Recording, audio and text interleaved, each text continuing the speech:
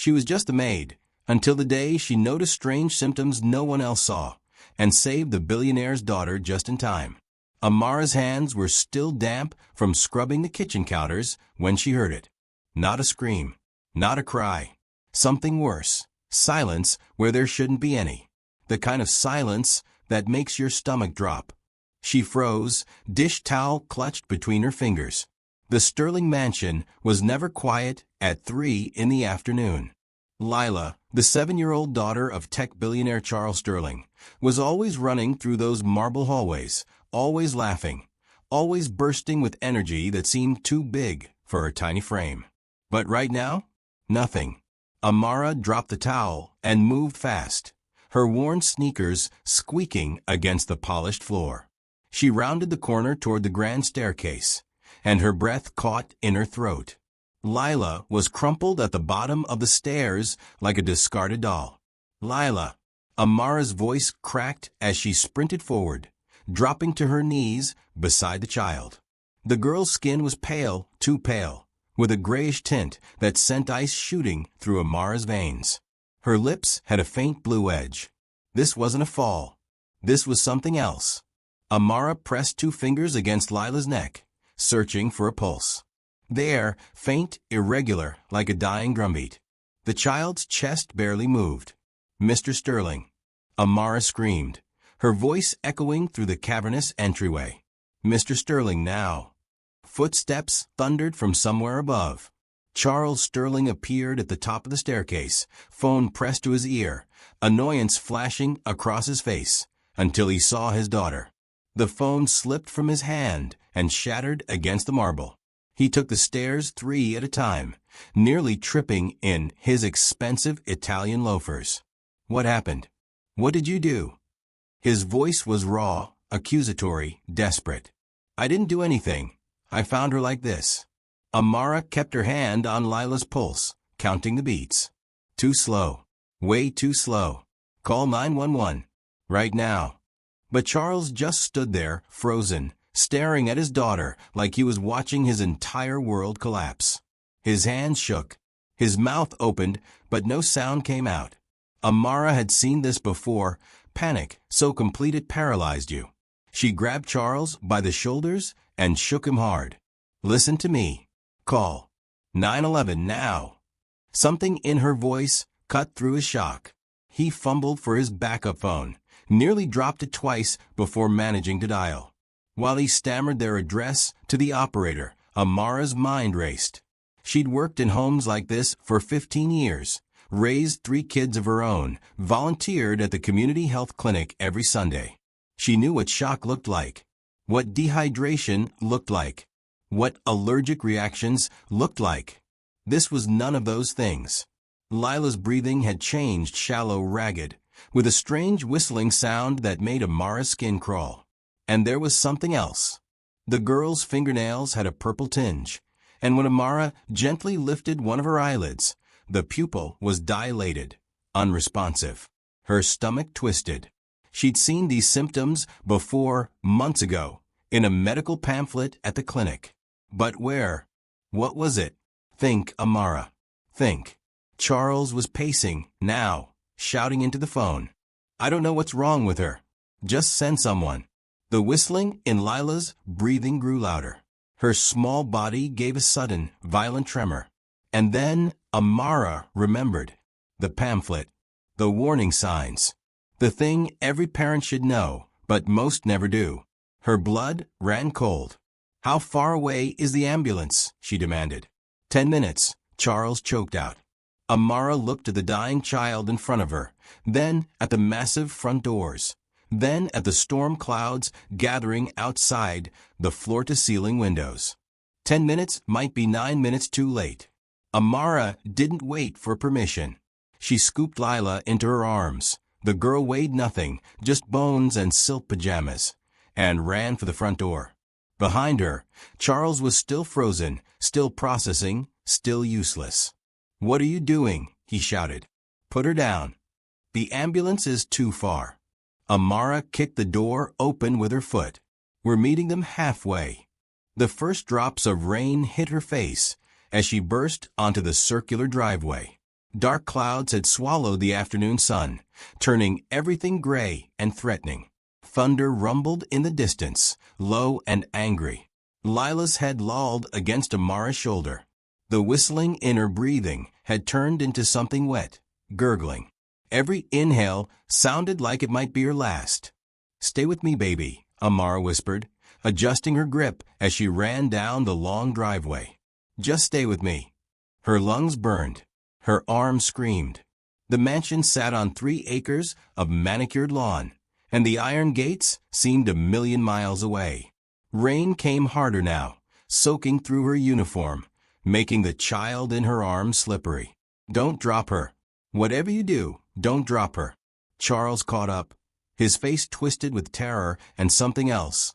Guilt, maybe, or shame that his maid had to save his daughter while he stood there like a statue. "Give her to me," he panted. "Keep running," Amara shot back. "Open the gates." He sprinted ahead, fumbling with his phone to trigger the gate mechanism. The ornate iron bars began their slow, agonizing swing outward. Too slow. Everything was too slow. Amara glanced down at Lila. The purple tinge had spread from her fingernails to her lips. Her chest barely rose anymore. And her skin, God, her skin was turning cold. "Come on, baby. Come on."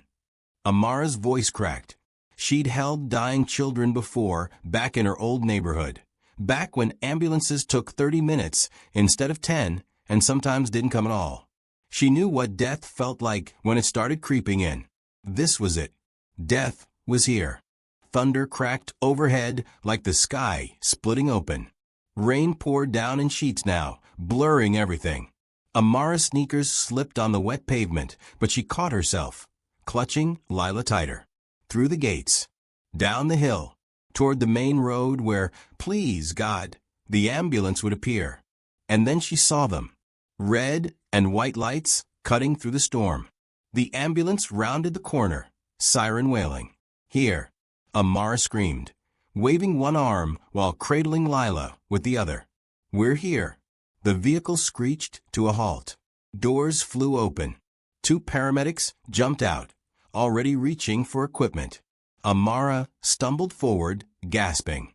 "She's not breathing right. Purple nails, dilated pupils. It started maybe 8 minutes ago."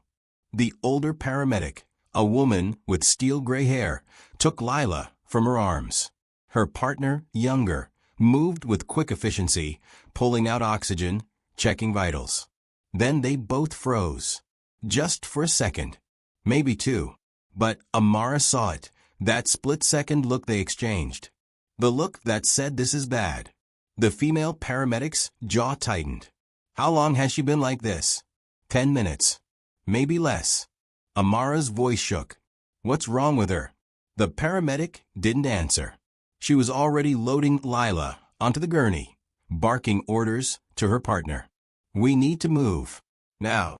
Charles finally caught up, drenched and gasping. Will she?" "Get in," the paramedic snapped, nodding toward the ambulance. "Both of you. We're not waiting."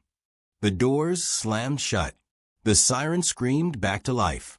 And as the ambulance tore down the road, Amara watched through the rain-streaked window as they worked on Lila's tiny, still body. The child's fate was hanging by a thread so thin it might already be broken. Inside the ambulance, everything moved in controlled chaos. The younger paramedic, his name tag read Torres, had an oxygen mask pressed over Lila's face. The older one, Bennett, was running her fingers along the girl's arms, checking for something Amara couldn't see. "Vitals are dropping," Torres said, his voice tight. "BP's at 70/40. Charles sat hunched in the corner, his $1 million suit plastered to his skin, watching his daughter die. He looked smaller somehow, powerless, just another terrified father. Bennett leaned closer to Lila, squinting at something on the child's chest. Her expression shifted, confusion, then alarm. "Torres, look at this." He glanced over, then his eyes widened. "Is that residue?" Bennett's voice dropped low. "Chemical residue." Amara's heart stuttered. "What kind of residue?" Bennett carefully lifted the collar of Lila's silk pajama dress. There, along the neckline and shoulders, was a faint crystalline pattern, almost like dried salt, but with an oily sheen that caught the ambulance's overhead light. "This wasn't an accident," Bennett said quietly. She looked at Charles, then at Amara. "When's the last time anyone applied anything to her skin? Lotion? Perfume?" Charles shook his head, lost. I don't know.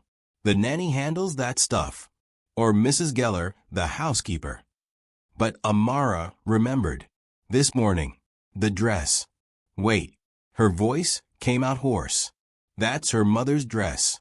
Caroline's dress. Lila wanted to wear it today because," she stopped, throat tightening, "because it still smelled like her mother." The ambulance went silent except for the wail of the siren and Lila's labored breathing. Bennett's face went pale. "The mother. When did she pass?" 14 months ago, Charles whispered. "Car accident." "And the dress has been in storage since then?" "In Caroline's closet. Sealed garment bag. Lila found it this morning and begged to wear it." Charles's hands were shaking. She just wanted to feel close to her mother. Bennett and Torres exchanged another look, this one darker, heavier. "What?" Amara demanded. "What is it?" Bennett chose her words carefully. "Chemical poisoning doesn't just happen. And residue like this doesn't form naturally." She paused, letting that sink in. "Someone put something on this dress. Something toxic. And if the dress has been sealed away for over a year." The implication hung in the air like a blade. Charles went rigid. "You're saying someone poisoned my wife's clothing? Before she died?"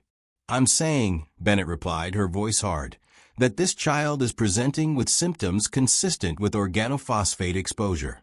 It's rare. It's deliberate. And if that dress was contaminated 14 months ago, then my wife was poisoned too." Charles's voice broke. "The car accident. Everyone said she swerved off the road for no reason. No brake failure. No mechanical issues. Just lost control."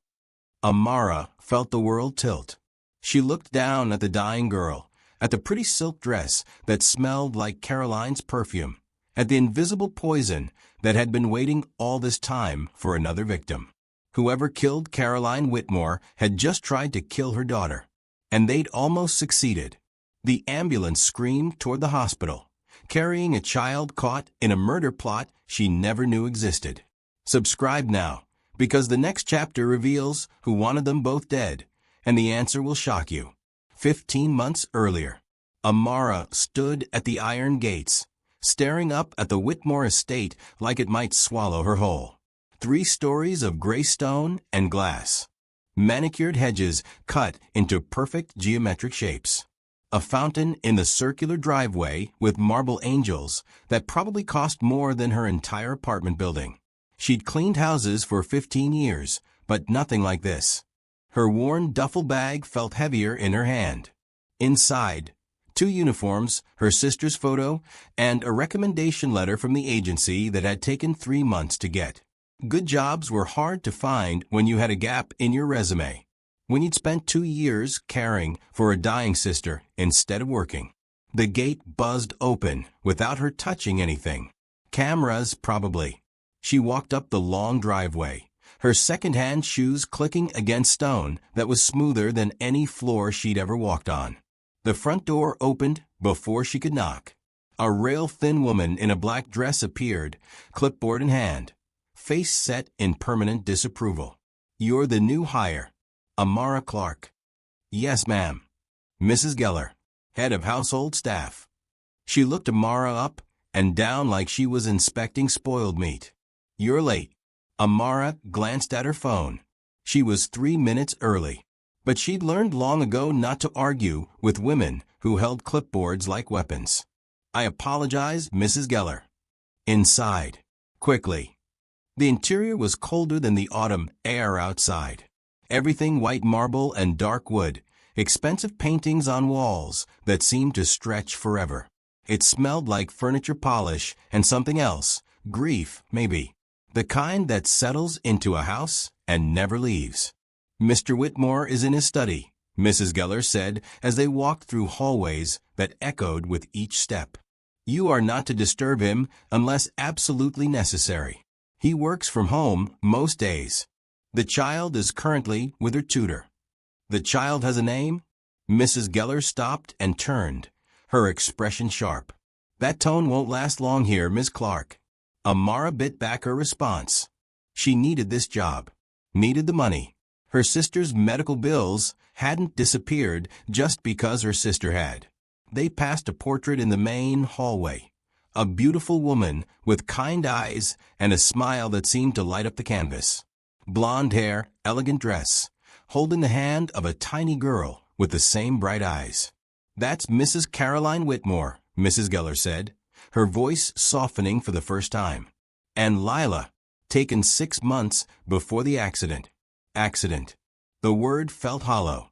Amara stared at Caroline's face and felt something familiar, the ache of loss, the weight of grief that never quite lifts. She knew what it was like to lose someone who made the world make sense. She was beautiful, Amara said quietly. She was everything this house needed. Mrs. Geller's jaw tightened. And now she's gone, and we do our best to keep what's left from falling apart.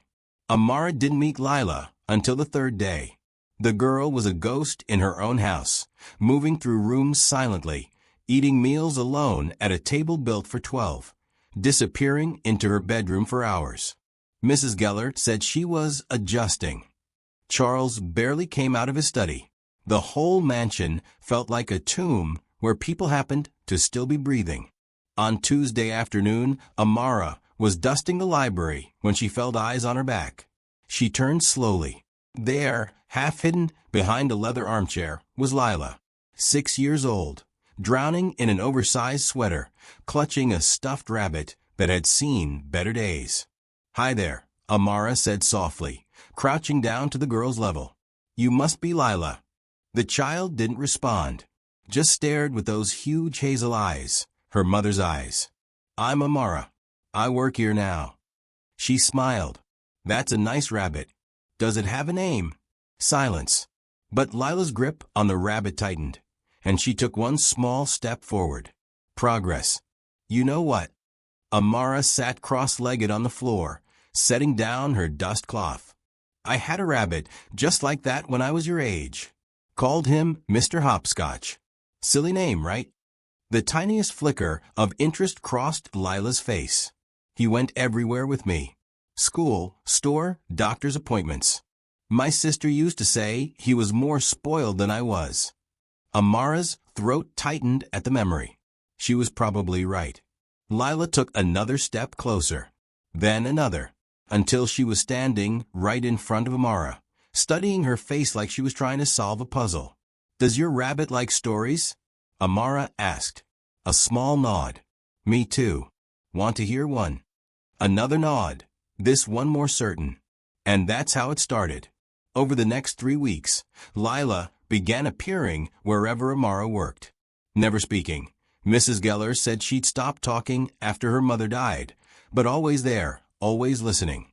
Amara told her stories while folding laundry, sang old gospel songs her grandmother had taught her while cooking dinner, made silly voices for the characters in the books Lila would silently hand her at bedtime. Charles never joined them. He'd appear briefly in doorways, watching from a distance with hollow eyes, then disappear back into his study or his grief or whatever hole he'd crawled into. But Lila started smiling again. Small smiles at first, barely there, then bigger ones that lit up her entire face. One night, while Amara was tucking her in, Lila grabbed her hand, held it tight. You remind me of her, she whispered. Her first words in months. You smell different, and you look different, but you feel the same. Amara's eyes burned. Your mama? Lila nodded, tears sliding down her cheeks. She used to sing too, and tell stories.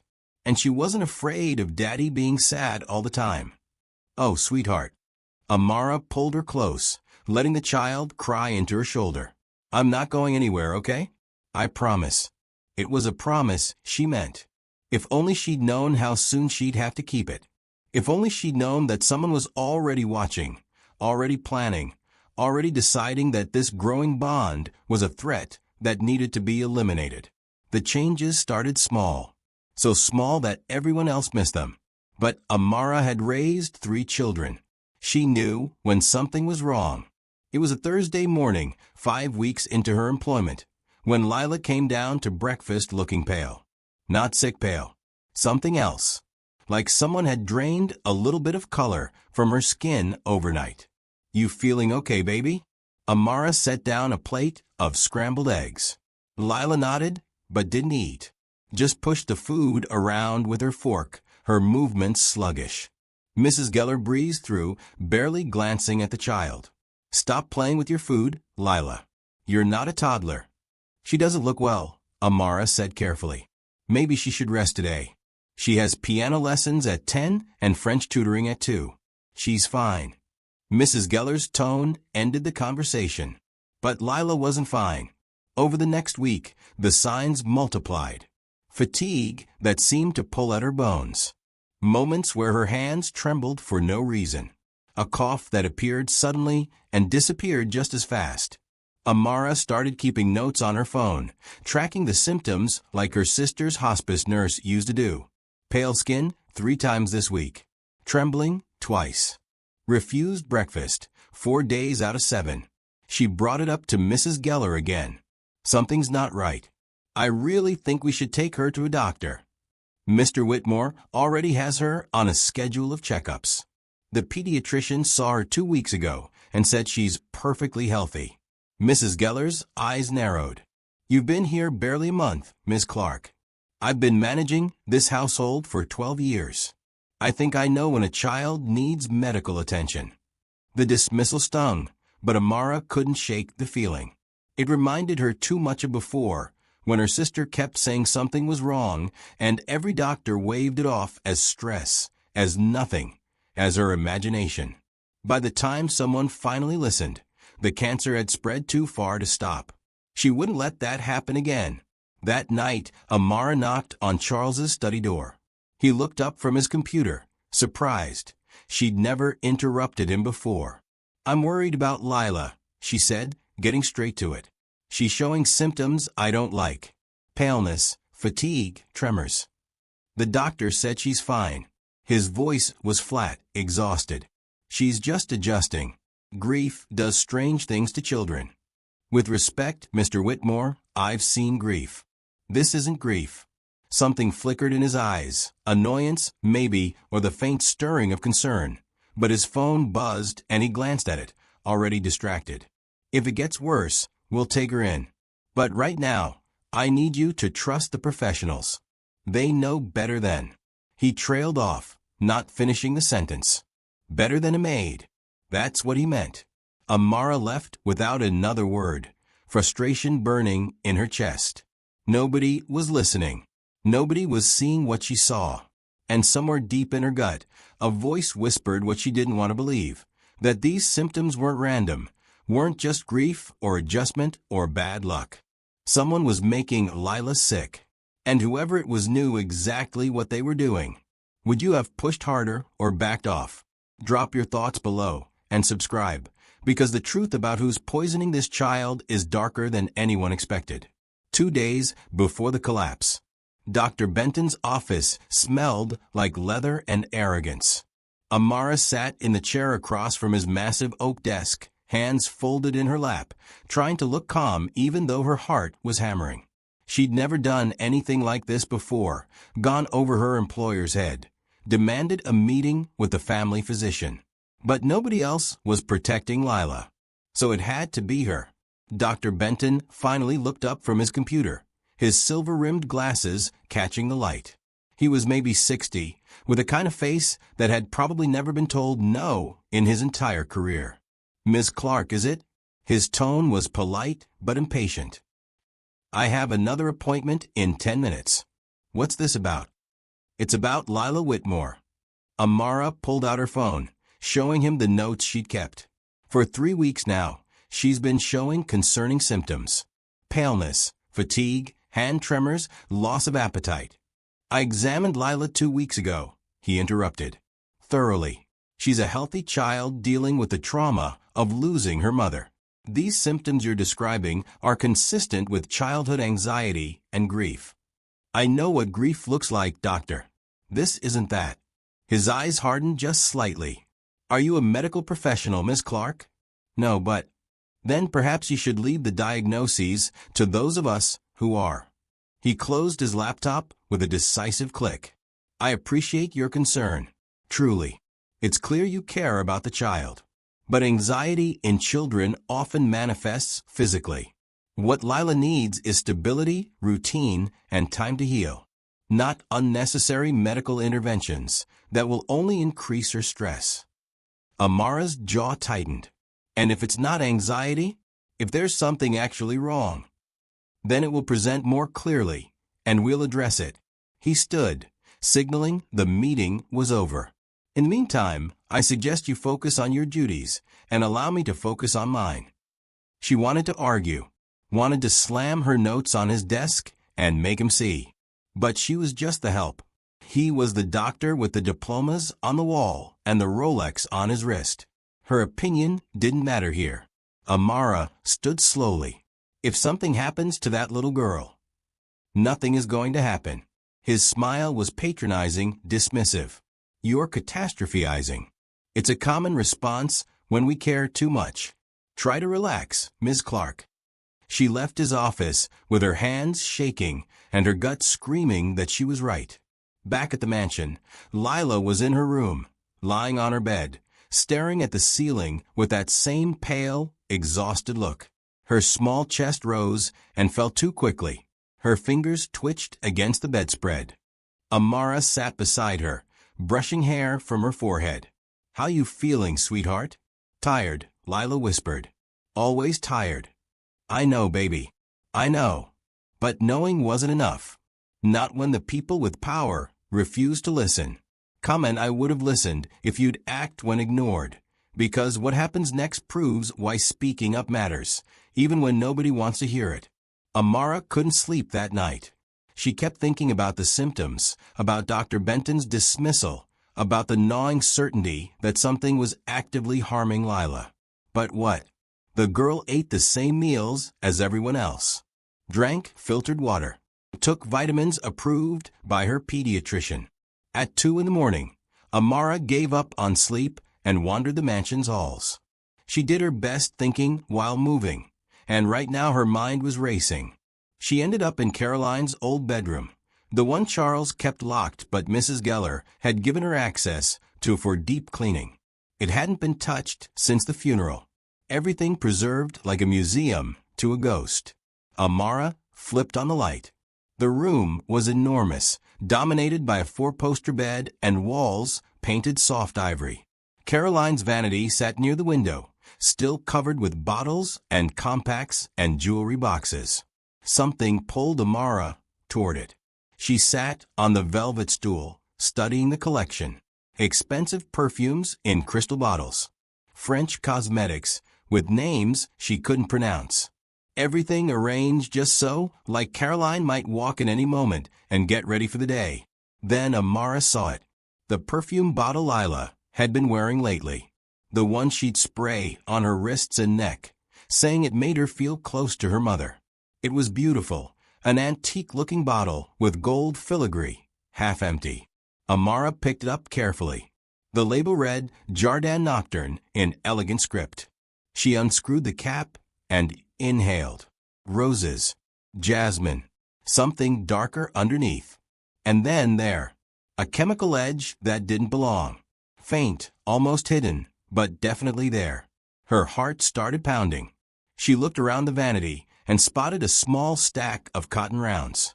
She dampened one with the perfume and rubbed it against her inner wrist, the way Lila did every morning. At first, nothing. Just the scent settling into her skin. Then, after maybe 30 seconds, a warmth that turned quickly to heat. Her wrist started tingling. Not pleasant, sharp, almost burning. She rubbed at it and the sensation spread, climbing up her forearm. Her throat tightened. Not panic. Actual physical tightening, like someone had wrapped invisible fingers around her windpipe. Amara dropped the cotton round and ran to the bathroom, scrubbing at her wrist with soap and water. The burning eased but didn't stop completely. Her throat stayed tight for another minute before slowly releasing. She stared at her reflection in the mirror, breathing hard. That perfume was poisoning Lila. Slowly, carefully, a little bit every single day. But Caroline had worn that perfume too. For years, probably. Which meant Amara's stomach dropped. Caroline hadn't died in a random car accident. She'd been poisoned first. The toxins had built up in her system until that day on the road when her body finally gave out. When she'd lost control of the car, not because of mechanical failure or distraction, but because she was dying behind the wheel. Someone had murdered Caroline Whitmore, and now they were trying to finish what they started by killing her daughter. Amara grabbed the perfume bottle with shaking hands. This was evidence. Proof. Nobody could dismiss her now. But who had done this? Who had access to Caroline's perfume? Who wanted both of them dead? The answer, when it came, would tear this family apart. The next evening, the Whitmore Foundation Gala was the social event of the season. 500 guests, a live orchestra, and enough champagne to fill the mansion's fountain. Amara wasn't supposed to be there. Staff stayed in the back, invisible. But Mrs. Geller had assigned her to shadow Lila throughout the evening, making sure the child stayed presentable and didn't wander off. Which meant Amara had a front row seat to what was about to happen. Lila looked like a princess in her pale blue dress, her hair swept up with tiny pearl clips. She stood beside her father in the grand ballroom, shaking hands with strangers who cooed over how much she looked like her mother. Charles played his part perfectly. The devoted widower, the philanthropic billionaire, the loving father. His smile never quite reached his eyes, but most people didn't notice. Amara noticed everything. She'd hidden the perfume bottle in her room, planning to take it to the police tomorrow. Tonight, she just needed to keep Lila safe. No perfume, no exposure, just a few hours, and then, there you are, darling. Mrs. Geller appeared at Lila's side, holding that crystal perfume bottle, the poisoned one. Amara's blood turned to ice. What are you doing with that? The words came out sharper than intended. Mrs. Geller raised an eyebrow. Lila wanted to wear her mother's perfume tonight. It's a special occasion. No. Amara stepped forward. She can't wear that. Excuse me.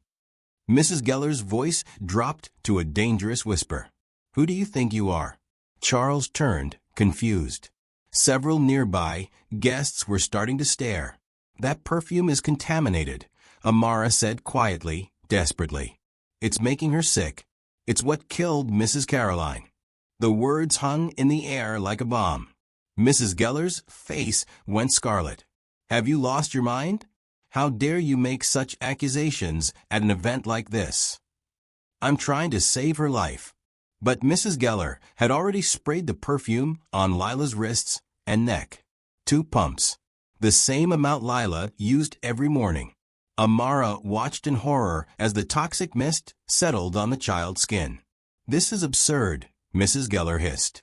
Mr. Whitmore, I apologize for this disruption.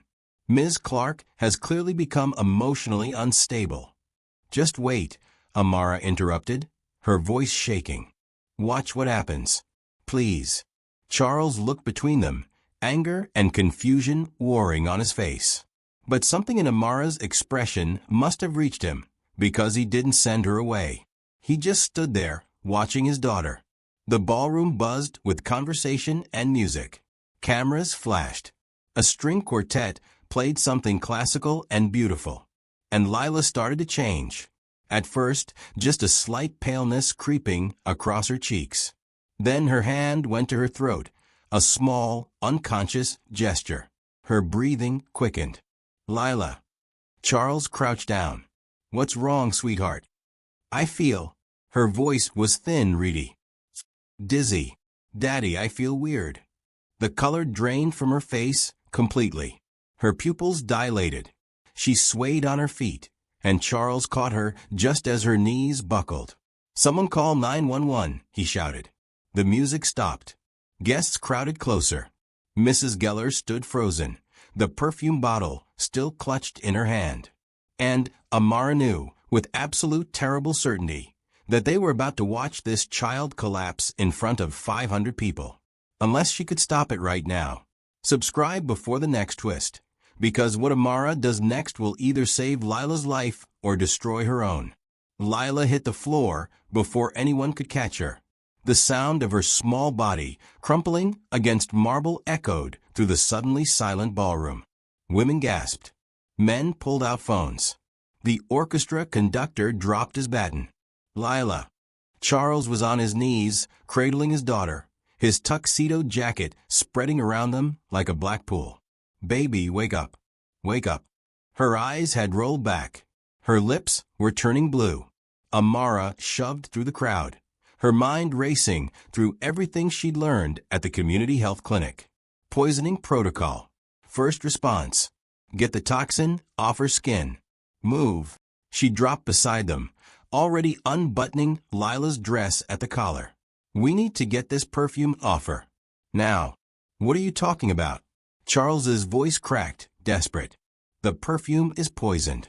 I'll explain later. Right now we need water, towels, anything to wash her skin. A waiter appeared with a pitcher of ice water and white linen napkins. Amara didn't waste time with gratitude. She soaked the napkins and started wiping down Lila's neck, her wrists, anywhere the perfume had touched. The child's breathing was so shallow it barely moved her chest. Purple veins stood out against her pale skin like a road map of dying tissue. Where's the ambulance? Charles screamed at no one and everyone. 5 minutes out. Someone called back. 5 minutes. It might as well be 5 hours. Mrs. Geller stood at the edge of the crowd, her face ashen, still holding that perfume bottle. For the first time since Amara had met her, the woman looked uncertain, afraid. I didn't know, she whispered. I swear I didn't know. But Amara wasn't focused on her. She was watching Lila's chest, counting the breaths, 5 seconds between each one. Now 6, now 7. She's not getting enough oxygen, Amara said. Does anyone here know CPR? I do. A man in a tuxedo pushed forward, young, maybe 30, with steady hands. I'm Dr. Keating, pediatric specialist. Thank God. Dr. Keating took over, checking Lila's pulse, positioning her head, preparing to start compressions if needed. His calm professionalism cut through the chaos like a knife. Organophosphate poisoning, he muttered, more to himself than anyone else. Classic presentation. We need atropine now. The ambulance won't get here fast enough. He looked up, scanning the crowd. Does anyone have an EpiPen? Anything. A woman in a sequined gown rushed forward, digging through her clutch. I have one. For my son's allergies. That'll buy us time. Dr. Keating took it, administered the injection with practiced efficiency. Come on, sweetheart. Come on. The seconds stretched like taffy. The crowd pressed closer. Charles held his daughter's hand, his face crumbling, all his wealth and power suddenly meaningless. This was what helplessness looked like. This was what it meant to watch your child die and be unable to stop it. Then a gasp. Small, wet, but there. Lila's chest rose. Fell. Rose again. Her eyelids fluttered. That's it, Dr. Keating coached. Keep breathing. You're okay. You're going to be okay. Sirens wailed outside. Red and blue lights flashed through the ballroom windows. The paramedics were here. But the real question wasn't whether Lila would survive. It was who had poisoned her mother's perfume, and whether they were standing in this room right now, watching their plan fall apart. The police took the perfume bottle as evidence. They took statements from everyone at the gala. They assured Charles they'd investigate thoroughly. But Amara knew how these things worked. Rich people had lawyers. Investigations moved slowly. And meanwhile, whoever did this was still out there, still free, possibly planning their next move. She couldn't wait for the police. At 3 in the morning, While the mansion slept and Lila remained stable in the ICU, Amara slipped into Mrs. Geller's office. The head housekeeper had gone home hours ago, shaken and claiming innocence. Maybe she was telling the truth. Maybe she was just a pawn. But either way, her office held 15 years of household records. And somewhere in those files was the answer. Amara closed the door quietly and turned on the desk lamp. The office was obsessively organized. Color-coded folders lined the shelves. The desk held neat stacks of invoices, schedules, vendor contracts. Everything labeled, everything in its place. She started with the filing cabinet. Household expenses dating back a decade. She pulled Caroline's folder, thick with receipts for clothing, jewelry, beauty products.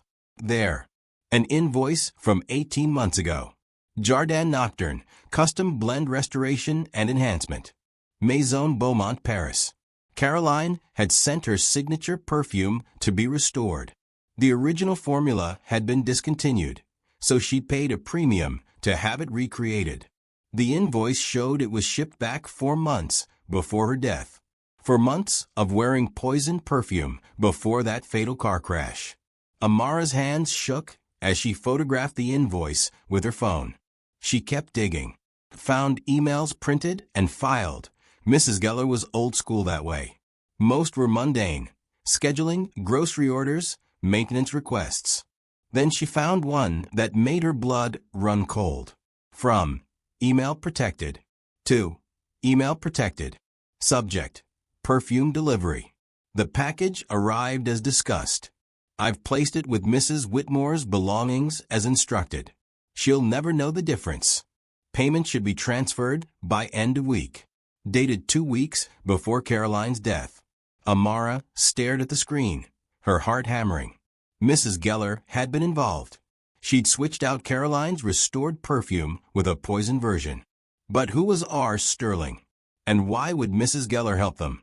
She searched for more emails from that address. Found 3 others, all vague, all clearly discussing something they didn't want documented clearly. References to the arrangement, final payment, ensuring discretion. The last email dated 6 months ago. The child is becoming attached to the new help. This complicates things. Advise on how to proceed.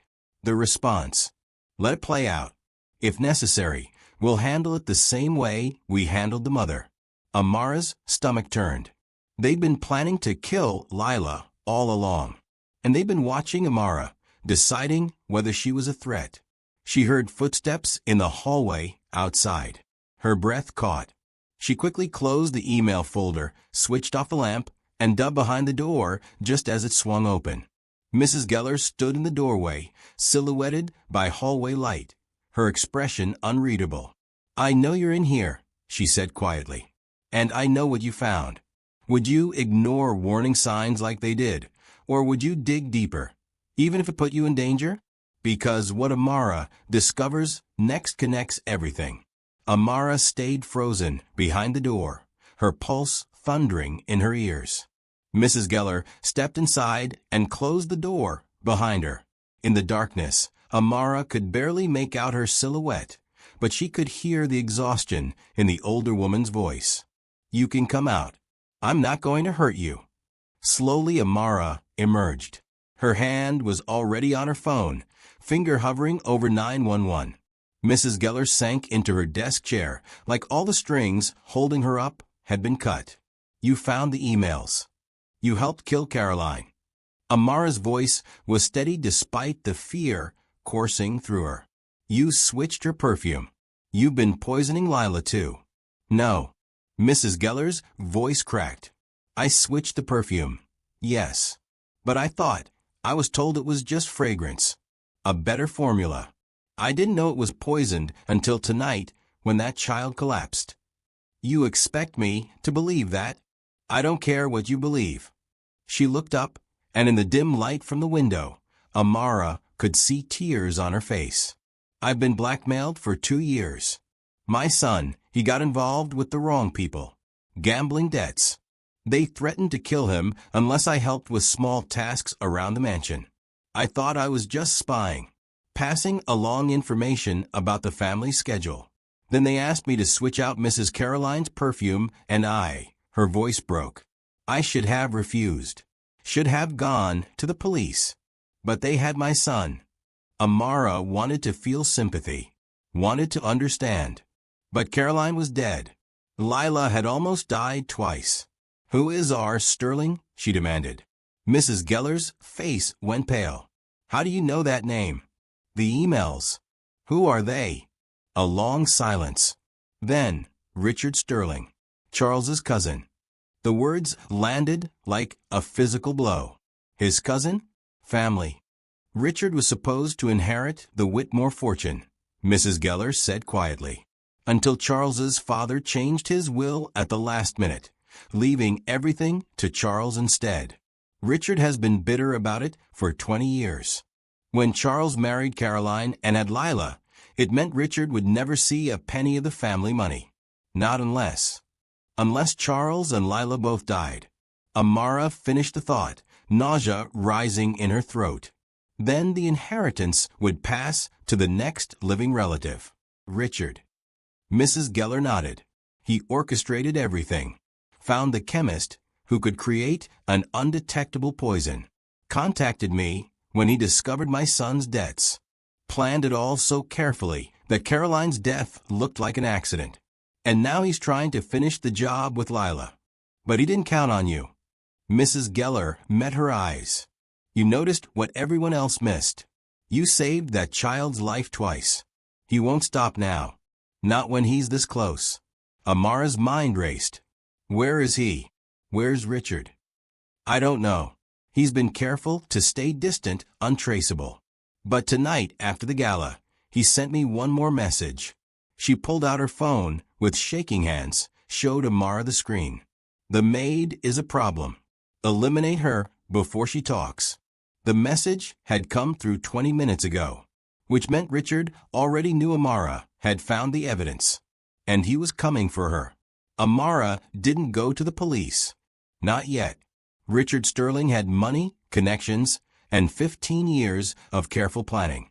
If she went to the authorities with nothing but Mrs. Geller's confession and some vague emails, he'd disappear before they could touch him.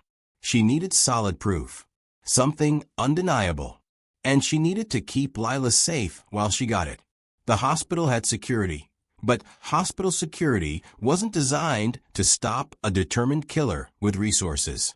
Amara sat in the ICU waiting room, watching every person who walked down that hallway, cataloging faces, looking for threats. Charles had finally gone home to shower and change. The man was barely holding it together, guilt and rage and terror all churning behind his eyes. When Amara had told him about Richard, about the conspiracy to murder his family, he'd gone completely still. Then he'd punched a wall hard enough to break 2 knuckles. Now he was cooperating, working with her, ready to do whatever it took to protect his daughter and bring Richard down. But first, they needed him to make a move. Amara pulled out her phone and opened the Notes app. She'd spent the last hour researching organophosphate poisoning, symptoms, treatment, long-term effects. Knowledge was armor. If something went wrong, if Lila had another episode, Amara would know what to do.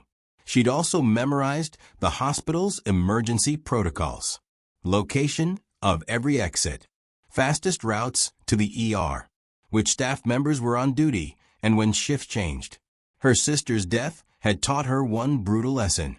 You couldn't rely on systems to save the people you loved.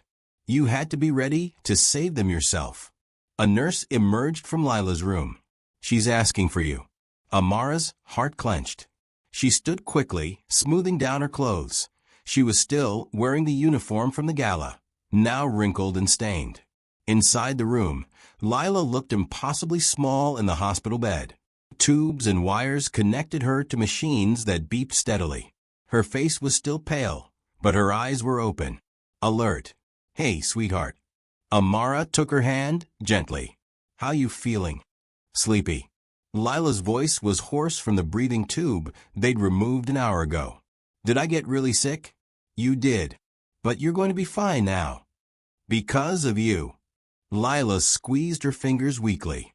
Daddy told me. You knew something was wrong. You saved me. Tears burned behind Amara's eyes. That's my job, baby. Taking care of you. Will you stay? I'm scared when you're not here. I'm not going anywhere. Amara brushed hair from the child's forehead. I promise. It was a promise that might get her killed. Richard Sterling had already murdered one woman and tried to kill a child. He wouldn't hesitate to eliminate anyone who stood in his way. But Amara had made a choice the day she'd taken this job. She'd chosen to protect this little girl, no matter what it cost. Now she just had to survive long enough to keep that promise. What happens next will shock you, because Richard makes his move when no one expects it. The attack came at 4 in the morning, during the quietest part of the night shift. Amara had dozed off in the chair beside Lila's bed, her hand still holding the child's, when the sound of footsteps woke her. Wrong footsteps. Too heavy, too purposeful. She opened her eyes just as a figure in scrubs entered the room. Male, tall, face partially hidden by a surgical mask. But his eyes, cold, calculating, weren't the eyes of a nurse checking vitals. Amara was on her feet instantly, positioning herself between him and Lila's bed. Who are you? Her voice was low, dangerous. The man stopped. For a moment, neither of them moved. The machines monitoring Lila's heartbeat beeped steadily in the background. Then he reached into his pocket and pulled out a syringe. Step aside, he said calmly. This doesn't concern you. Like hell it doesn't. Amara's hand found the call button behind her, pressed it hard 3 times. The emergency signal. The man lunged forward. Amara grabbed the 4 stand and swung it at him with everything she had. Metal connected with his shoulder, and he grunted, stumbling back. Help. Amara screamed. Someone help. He recovered fast, coming at her again. This time she couldn't dodge. His hand closed around her throat, slamming her back against the wall. The syringe came up, needle gleaming under fluorescent lights, aimed at her neck. Behind them, Lila woke with a terrified cry. Amara's vision started to blur. Her hands clawed at his grip, but he was stronger, bigger. The needle came closer. Then the door burst open, and Charles barreled in like a freight train. He hit the attacker from the side with enough force to break the chokehold. They crashed to the floor together, a tangle of limbs and rage. The syringe went flying, skittering under the bed. Security poured in seconds later, 3 guards who'd been monitoring the floor. They pulled Charles off the attacker, pinned the man down, called for police. Amara collapsed against the wall, gasping for air, her throat burning. Her hands were shaking so badly she could barely stand. But she forced herself to move, forced herself to go to Lila, who was sobbing in the hospital bed, terrified and confused. It's okay, baby. It's okay. I've got you. Amara climbed onto the bed and wrapped her arms around the child, holding her close while her own heart tried to hammer out of her chest. Nobody's going to hurt you. I promise. I promise. Charles stood over the pinned attacker, breathing hard, his injured hand leaving blood smears on his shirt. Who sent you? He demanded. Was it Richard? Was it my cousin? The man stayed silent, jaw clenched. Answer me. Charles's voice broke. You tried to kill my daughter. Police arrived within minutes. They arrested the attacker, secured the room, took statements. One of the officers recognized him, Victor Reeves, a former paramedic who'd lost his license 5 years ago. Known associate of several criminal organizations. A hired killer, which meant Richard Sterling had escalated. He was desperate now, making mistakes, using traceable people. And that desperation made him more dangerous than ever. As dawn broke over the city, Amara sat in that hospital room with Lila curled against her chest, both of them exhausted and traumatized, but alive. Charles stood at the window, phone pressed to his ear, coordinating with lawyers and private investigators and anyone who could help them bring Richard down. The war wasn't over, but they'd survived the battle. And now it was time to fight back. The days following the attack blurred together in a haze of police statements, security upgrades, and sleepless nights. But through it all, Lila's condition worsened before it got better. The poison had done more damage than anyone initially realized. Her liver was struggling. Her kidneys showed signs of stress. The toxicology reports revealed she'd been exposed to low doses for weeks, maybe months, before that final, nearly fatal application at the gala. On the third night, everything went sideways. Amara was reading to Lila, trying to keep the girl's spirits up despite the tubes and monitors, when the child suddenly gasped, clutching her chest. "Can't breathe." The monitors erupted. Alarm screamed. Lila's oxygen levels plummeted. "Nurse." Amara hit the call button while simultaneously checking Lila's airway. Not blocked, but her breathing had gone shallow and rapid, her lips darkening at the edges. She'd seen this at the clinic. Respiratory distress from organ stress. The body shutting down because it couldn't process the remaining toxins. The nurse burst in, took one look at the monitors, and called for the doctor. But Amara knew they had maybe 2 minutes before Lila's breathing stopped completely. 2 minutes to act. She grabbed the oxygen mask and secured it over Lila's face, cranking the flow rate higher. "Deep breaths, sweetheart. Slow and deep. Follow my breathing." Lila's terrified eyes locked on hers. Amara breathed in slowly, exaggerating the motion so Lila could see. "Hold. Then out. Just like that. You can do this. Match me." The girl tried. Failed. Gasped again. The heart monitor showed her pulse spiking dangerously. 160, 170, 180. "Stay with me, Lila." Amara kept her voice calm even though panic clawed at her throat. She elevated the head of the bed, remembering the protocols from her clinic training. Sitting position helped oxygen flow. "Keep your eyes on me. Nowhere else. Just me. Breathe in. Hold. Out. In. Hold. Out." Lila's breathing started to synchronize, just slightly. The oxygen was helping, but her levels were still critical. 87%, 88%.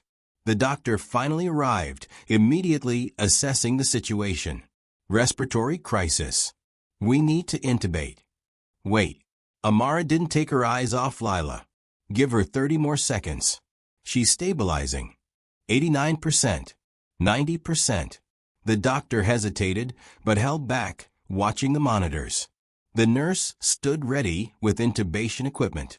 Amara kept breathing with Lila, kept holding her gaze, kept silently begging this child to fight. 91%, 92%. Color started returning to Lila's lips. Her breathing, while still labored, began to even out. The frantic beeping of the heart monitor slowed. 150, 140, 130. "That's it," Amara whispered. "You've got it. Keep going." 94%, 95%. The doctor exhaled slowly. "Okay, crisis averted." He adjusted Lila's added medication to help her body process the remaining toxins. "Quick thinking, Ms. Clark. If you'd panicked, we'd be intubating right now." But Amara barely heard him. She was focused entirely on Lila, on the little girl who just fought her way back from the edge. Again. "You're so brave," Amara said, smoothing back sweat-dampened hair from Lila's forehead. "So incredibly brave." Lila managed a weak smile behind the oxygen mask. Her small hand found Amara's and held on tight. And in that moment, Amara knew she'd do this 1,000 times if she had to. Whatever it took to keep this child alive. Charles had been in the hallway when the alarms went off. He'd heard the chaos, the shouting, the frantic beeping that meant his daughter was dying. He'd rushed to the door, but security had held him back. "Too many people already in the room," they said. "Let the professionals work," they said. So he'd stood there, helpless, pressing his face against the small window in the door, watching Amara guide his daughter through a respiratory crisis, with nothing but her voice and her presence. Now an hour later, with Lila sleeping peacefully and the monitors showing stable vitals, he sat in the hallway with his head in his hands. Amara found him there when she stepped out to get coffee. "She's okay," Amara said quietly. "Sleeping now. The doctor says the worst is behind her." Charles looked up. His eyes were red-rimmed, exhausted. "You saved her life. Again." "I just did what needed doing." "No." He stood, and for the first time since she'd met him, Charles Whitmore looked at her like she was a person instead of staff. Like she mattered. "You've saved her life 3 times now. The first collapse, the hospital attack, and tonight. 3 times my daughter would be dead if not for you." Amara shifted uncomfortably. She didn't do this for recognition. Didn't do it for gratitude. Any decent person would have. But they didn't. His voice cracked. "Dr. Benton didn't listen when you warned him. Mrs. Geller didn't see what you saw. I didn't believe you when you first came to me with concerns. Every single person with power and education and authority failed my daughter. You, a woman everyone dismissed, everyone ignored. You're the only one who saw the truth and refused to back down." Tears burned behind Amara's eyes. She'd spent so long being invisible, being just the help, having her concerns brushed aside like they didn't matter. "I knew what it was like," she said quietly, "to watch someone you love get sick while everyone tells you you're overreacting. I lost my sister that way. I wasn't going to lose Lila too." Charles's face crumpled. "I'm sorry. I'm so sorry I didn't listen sooner. If I had." "You're listening now. That's what matters." He nodded, wiping at his eyes with the back of his hand. "I spoke with my lawyers. We're building a case against Richard that's airtight. The hired killer is cooperating in exchange for a reduced sentence. Mrs. Geller's testimony will corroborate everything.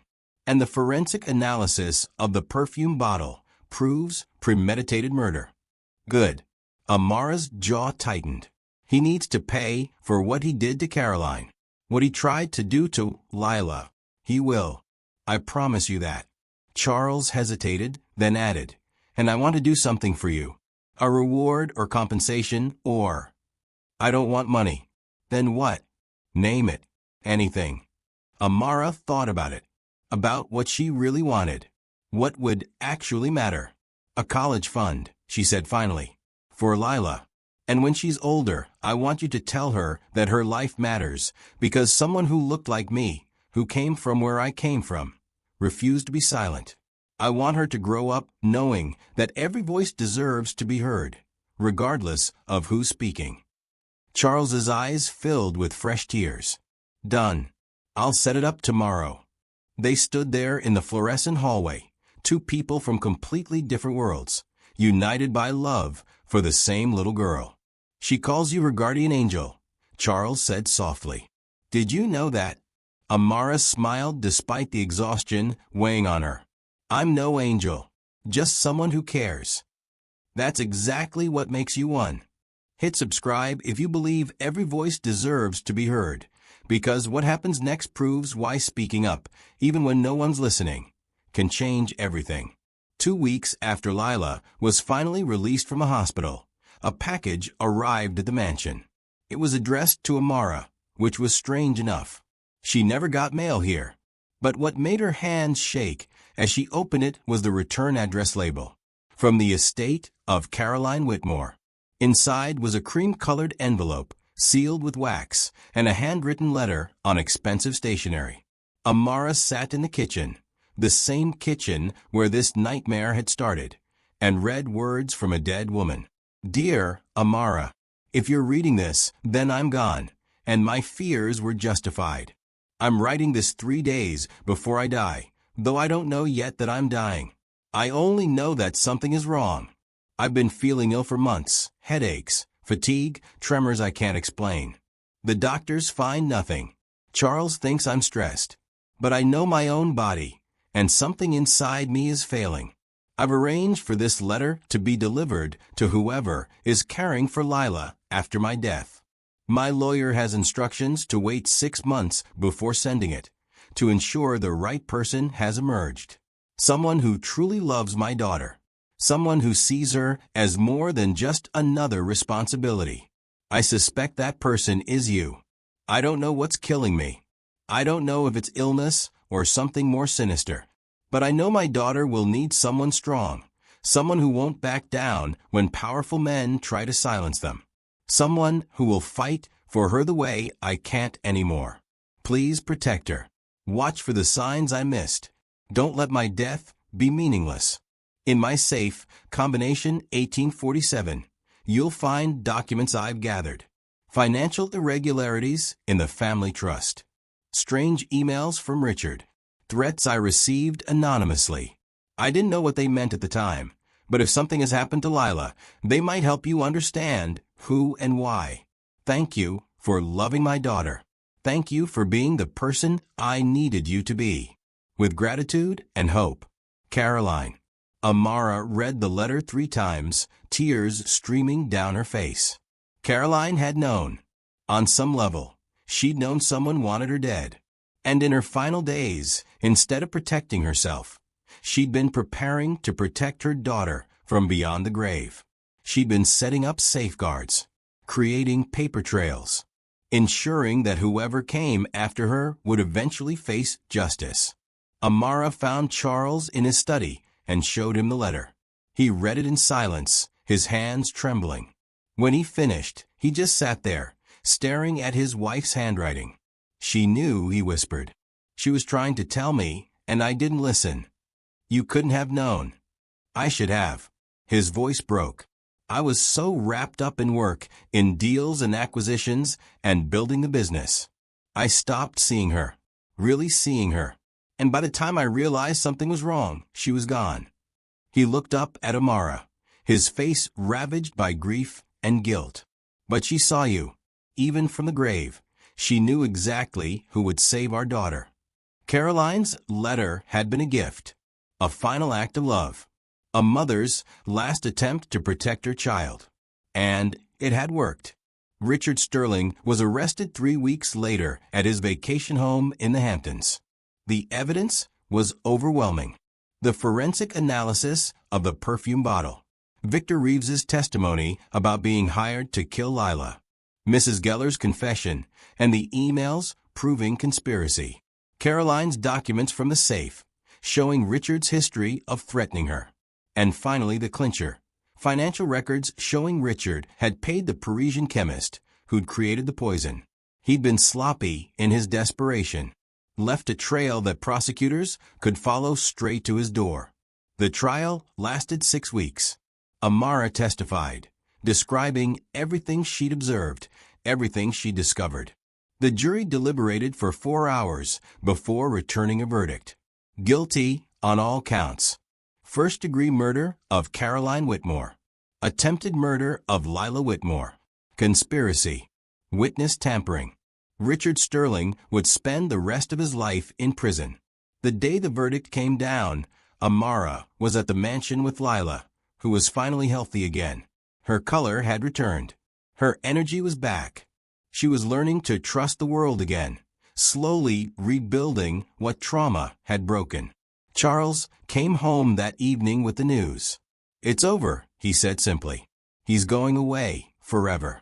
Lila looked up from the puzzle she and Amara were working on. "The bad man who hurt Mommy?" "Yes, sweetheart. He can't hurt anyone anymore." The relief on the child's face was profound. She'd been carrying so much fear, so much uncertainty. Now finally, she could let it go. "What about Mrs. Geller?" Amara asked. "What happened to her?" Charles sighed. "The DA offered her immunity in exchange for testimony. Her son's debts have been paid off through a victim's fund. She won't work in childcare again, but she avoided prison." Amara had complicated feelings about that. Mrs. Geller had enabled a murderer, but she'd also been a victim herself, trapped between her son's life and her conscience. Justice wasn't always clean.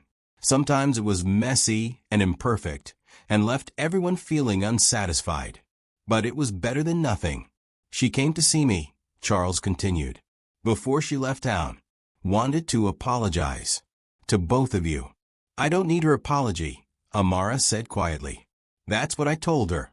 Charles smiled slightly. But she left something for Lila. A letter similar to Caroline's, explaining everything, apologizing, telling her that good people sometimes make terrible choices, and that's something we all have to live with. Lila had gone back to her puzzle, humming softly. She'd have years to process all of this, years to understand what had happened and why. But right now she was safe, loved, protected, and that was enough. I've been thinking, Charles said, watching his daughter with soft eyes, about making some changes, spending less time at the office, more time here, being the father she needs instead of the one I've been. She'd like that, Amara said. And I'd like you to stay. Not as staff. As family. Lila needs you. We both do. Amara looked at the little girl who'd changed her life, who'd given her purpose again after her sister's death had left her hollow. I'm not going anywhere, she promised. Comment I stand with Amara. If you refuse to stay silent in injustice, because her courage sparked a change that saved more than just one life. 6 months passed like a long, slow exhale. The poisonous, suffocating weight of fear was finally lifted from the Whitmore house. Richard Sterling was behind bars, the hired killer was cooperating, and Mrs. Geller had vanished, taking her dark secrets and her guilt with her. But the greatest sign of the new world was Lila. She was vibrant again.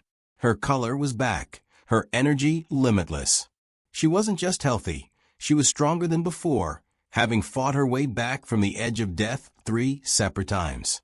She still held Amara's hand a little tighter than she held Charles's, but she trusted the world again, and that was the greatest victory of all. Charles had changed, too. The cold, grief-blinded businessman was gone. He was now a vigilant, empathetic father.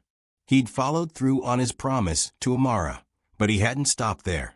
He sold off a portion of his company, the part that demanded 70-hour workweeks, and poured the profits into the new foundation Amara had inspired.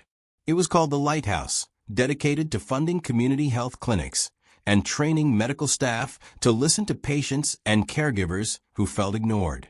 He spent less time on conference calls and more time on the floor, building ridiculous block towers that Lila would immediately knock over. He saw Amara now not as an employee, but as his equal in the fight. She was no longer just the help. She was the silent power of the household.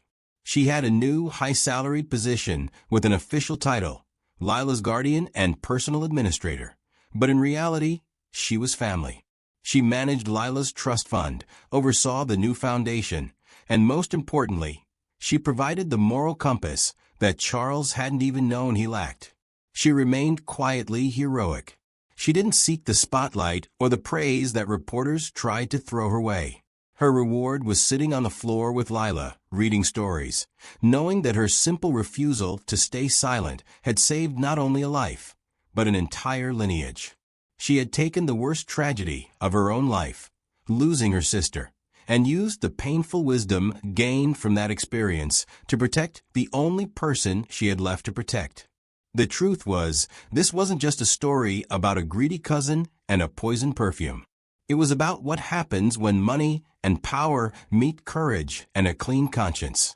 The people society overlooks often see the clearest. They see the warning signs, the details that the busy, the powerful, and the distracted simply miss. Amara had found her purpose in the aftermath of a nightmare. She had taken the bitterness of injustice and turned it into a healing force. Do you think Amara's quiet courage is more powerful than Charles's billions? The mansion was finally healing, but not all wounds close clean. Sometimes, even when the murderer is locked away, the threat doesn't disappear completely. The Whitmore house felt safe.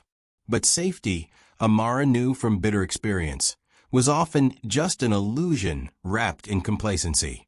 3 months after the trial ended, long after the last of the police tape had been shredded, Amara was walking down the hallway toward her room.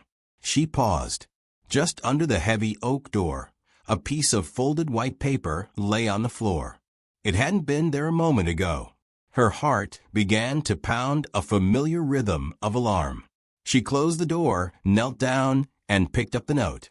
It was a simple slip of fine, heavy paper, the kind Richard Sterling would have used. The handwriting was neat, elegant, and entirely unfamiliar. She unfolded it. The message was short.